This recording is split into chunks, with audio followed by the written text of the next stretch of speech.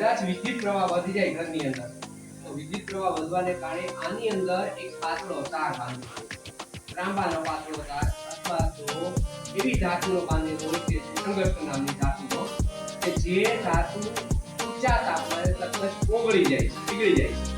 પીગળી જાય એટલે વચ્ચેનો કનેક્શન તૂટી જાય.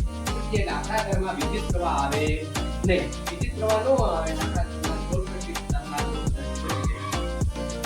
બાંધવાનો કેવી રીતે ફ્યુઝ ને ફરી વાર ઉડી ગયો પછી બાંધવો કેવી રીતે ફ્યુઝ ને એક છેડો તો બોલ નો જે બાજુનો નટ હોય બોલ જે બાજુ નટ આપેલી છે નટ માં ખોલ નાખો અને ઈ બાજુ એક વાયર બાંધી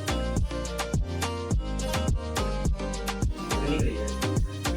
આમાં છે વચ્ચે છરાઈ પાવ એટલે ઊંચું નીચું થઈ જાય, રેગ્યુલેટર ઊંચું નીચું થઈ જાય.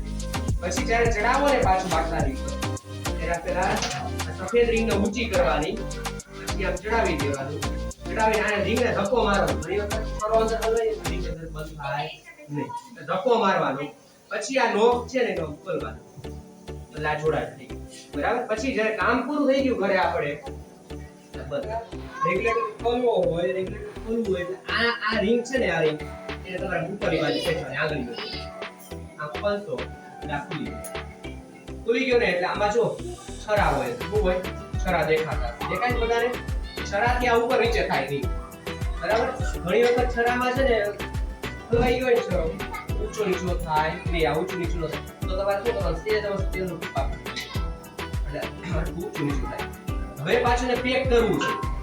પેક કરતી વખતે પહેલા આ રિંગને છે ને તમારે ઊંચી કરવાની, છરા દેખાવા પછી આને આમ દબાવી કડકથી દબાવવાની. પછી આ રિંગ ઘણીવાર ઉપર ને ઉપર રહે તો તમારે બે હાથેથી આમ દબાવી બે અંગૂઠાથી દબાવી એટલે હવે નીકળશે નહીં. હવે જો આ લોક હવે પછી તમારે આને લોકને ખોલવા. ખબર પડી ગઈ? રેડી? આવડશે ને ઘરે? રસોડાનું કામ પૂરું રંધાઈ જાય પછી તરત આને બંધ કરવાનું. રસોઈ તૈયાર થઈ.